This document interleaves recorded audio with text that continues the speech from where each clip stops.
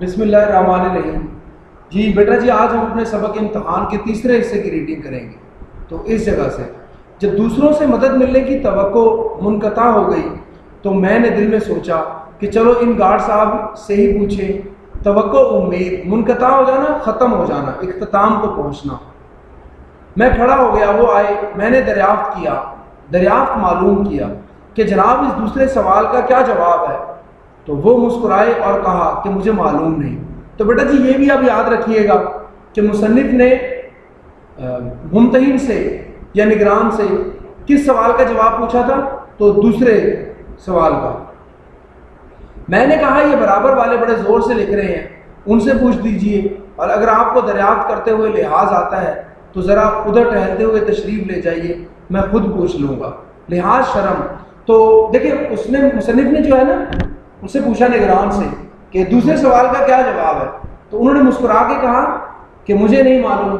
تو آگے سے مصنف نے کیا کہا کہ یہ برابر والے بڑے زور سے لکھ رہے ہیں، ان سے پوچھ دیجیے، اور اگر آپ کو پوچھتے ہوئے شرم آتی ہے تو آپ ادھر چلے جائیں، میں خود پوچھ لوں گا۔ تو کیا کہتے ہیں، مگر وہ کب ہلنے والے تھے؟ کتب ہو گئے۔ کتب یعنی وہ کیل جس کے گرد چکی گھومتی ہے، یعنی ایک جگہ پہ کھڑے ہو جانا۔ ان کا مسکرانا پہلے تو اچھا معلوم ہوتا تھا۔ اچھا، پہلے سے کب مراد ہے بلا؟ کہ جب ان سے پہلی ملاقات ہوئی تھی، جہاں انہوں نے کہا تھا کہ بہت خلیق اور ہنسمکھ نگران کار جو ہے نا ان سے میری ملاقات ہوئی، لیکن پھر آخر میں تو زہر ہو گیا۔ میں واللہ سچ کہتا ہوں کہ اگر تمام عمر میں قلبی نفرت مجھے کسی سے ہوئی ہے تو انہی صاحب سے ہوئی ہے۔ واللہ، اللہ کی قسم، قلبی نفرت، دلی نفرت۔ غرض اس طرح یہ تمام دن امتحان کے گزر گئے، لیکن آپ سمجھ سکتے ہیں کہ ایسے ظالم کے ساتھ ایسی حالت میں کہ ایک حرف بھی یاد نہ ہو، پورے 6 گھنٹے گزارنے کیسے مشکل ہوں گے۔ کہتے ہیں کہ میں تو ہر روز آدھا گھنٹہ کے بعد ہی کمرے سے نکل آتا، لیکن مصیبت یہ آن پڑی کہ والد صاحب روز 11 بجے سے آ جاتے اور نیچے صحن پہ بیٹھے رہتے۔ تو بیٹا جی پیپر دیکھیں کتنے بجے شروع ہوتا تھا؟ 10 بجے، اور مصنف کے والد جو ہے وہ کتنے بجے وہاں آ جاتے؟ 11 بجے۔ اب میں جلدی باہر آ جاتا تو جو روب میں نے 2 سال کے عرصے میں قائم کیا تھا وہ سب ہوا ہو جاتا۔ تو روب، دبدبا اور ہوا ہو جانا، یہ اڑ جانا، ختم ہو جانا۔ اس لیے قہر درویش بر جان درویش، یعنی درویش کا قہر درویش کی جان پر، یعنی غریب آدمی جو ہے وہ اپنا غصہ خود پہ ہی نکالتا ہے۔ آخری وقت تک امتحان کے کمرے میں بیٹھا رہتا، اور جب نیچے اترتا تو والد صاحب سے پرچے کی سختی کی شکایت ضرور کرتا۔ اچھا یہ دیکھیں بیٹا، یہ پرچے کی شکایت کیوں کرتا تھا بھلا؟ کیونکہ اپنے والد صاحب کو یہ مینٹلی تیار کر رہا ہے پہلے کہ جب فیل ہوگا تو اس کو زیادہ دھچکا نہ لگے۔ تو والد صاحب کیا کرتے، وہ بھی میری تشفی کے لیے ممتحن کو بہت کچھ برا بھلا کہتے۔ تو تشفی، اطمینان، تسلی، ممتحن امتحان لینے والا۔ لیکن ان کو یہ خیال ہو گیا تھا کہ کچھ ہی کیوں نہ ہو میرا بیٹا کامیاب ضرور ہوگا۔ امتحان ختم ہوا اور امید نمبر 1 اور 2 کا خون ہو گیا۔ امید نمبر 1، تو وہ بیٹا جو امید جہاں وہ پیچھے جو ہے نا، جب وہ کہتا ہے کہ امداد غیبی یا پرچوں کی الٹ پھیر سے میں کامیاب ہو جاؤں گا، تو یہ اس کی امید نمبر 1 تھی۔ اور امید نمبر 2 کون سی ہے؟ کہ یہ جس کے والد یہاں کہتے ہیں کہ کچھ بھی ہو میرا بیٹا ضرور کامیاب ہوگا، تو کہتا ہے کہ ان دونوں امیدوں کا خون ہو گیا۔ اب ممتحنوں کے پاس کی سوچنا، خیال آنا۔ والد صاحب ایک زبردست چٹھی سفارش کی لے کر ایک صاحب کے یہاں پہنچے۔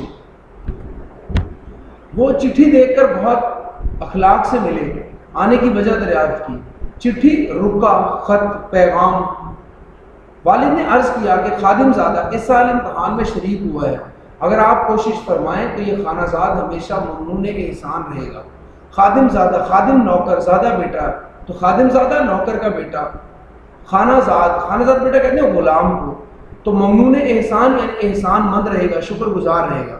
وہ بہت ہنسے اور دوسرے لوگوں سے جو سلام کو حاضر ہوئے تھے فرمانے لگے، یہ عجیب درخواست ہے، ان کا بیٹا تو امتحان دے اور کوشش میں کروں۔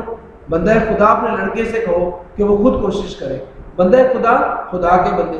تو دیکھیں بیٹا جی یہ بہت زیادہ بے عزتی ہے کہ ان کے والد جہاں وہ سفارش کرنے گئے تھے تو اس شخص نے باقیوں کو بھی بلا لیا اور بڑا اس کا مذاق اڑایا کہ بیٹا آپ کا پیپر دے اور کوشش میں کروں۔ تو بڑے میاں کی کیا حالت ہوئی، یہ کہ بیچارے بڑے میاں ایسے نادم ہوئے کہ پھر کسی کے پاس نہ گئے۔ نادم، شرمندہ ہونا۔ کچھ عرصے کے بعد نتیجہ بھی شائع ہو گیا۔ شائع ہونا، اشاعت ہونا، چھپ جانا۔ اور کم ترین جملہ مضامین میں بدرجہ اعلیٰ فیل ہوا. تو دیکھیں لوگ جو ہے بدرجہ اعلیٰ پاس ہوتے ہیں تو یہ اعلیٰ درجے کے اندر فیل ہوئے. تو جملہ مضامین تمام مضامین میں، بدرجہ اعلیٰ اعلیٰ درجے میں. تو رزلٹ یہ تھا کہ خبر نہیں کہ وہ کون سے بھلے مانس ممتحن تھے، بھلے مانس شریف، کہ انہوں نے 2 نمبر بھی دیے، باقی نے تو 0 ہی ڈالا. والد صاحب کو بہت رنج ہوا. تو دیکھیں بیٹا جی، ممتحن کو جس نے امتحان دیا تھا، یہ مضمون نگار جو ہے، اسے کوئی رنج نہیں ہوا. کیوں؟ اس کو تو پتا تھا پہلے ہی کہ میں جو محنت کر رہا ہوں اس کا یہی نتیجہ نکلے گا. لیکن اس کے والد صاحب جو بہت سی خواہشات وابستہ کیے ہوئے تھے، ان کو بڑا دکھ ہوا. نمبروں کی نقل حاصل کی اور بالآخر کا مطلب ہوتا ہے آخر کار، یعنی کہ آخر پر یہی رائے پائی کہ کسی بدماش چپڑاسی نے بدل دیے، ورنہ ممکن تھا کہ برابر 3 گھنٹے لکھا جاتا اور 0 ملتا. مجھے بھی تعجب حیرانی، کیونکہ میں نے پرچے کچھ ایسے برے نہیں کیے تھے. تو یہ بیٹا ایک قسم کا مزاحیہ انداز میں وہ کہہ رہا ہے، کیونکہ آپ کو تو پتہ ہی چیپٹر آپ نے پڑھا ہے، تو اس نے پیپر کس طرح کے کیے تھے، برے کیے تھے یا اچھے کیے تھے. تو کیا جواب ہوگا کہ بہت ہی برے کیے تھے، اسے تو ایک حرف بھی نہیں آتا تھا. تو میں نے یہ جوابات والد صاحب کو بھی سنائے. اچھا جوابات والد صاحب ہیں ان پڑھ، ان کو کچھ پتہ ہی نہیں ہے، تو یہ جو مرضی سنا دے گا تو انہیں کیا لگے گا کہ یہ ٹھیک سنا رہا ہے. انہوں نے بہت تعریف کی، ممتحنوں کو بہت برا بھلا کہا، میری اشک شوئی کی اور فرمایا بیٹا کوئی گھبرانے کی بات نہیں، اس سال نہیں آئندہ سال سے ہی، آخر کہاں تک بے ایمانی ہوگی.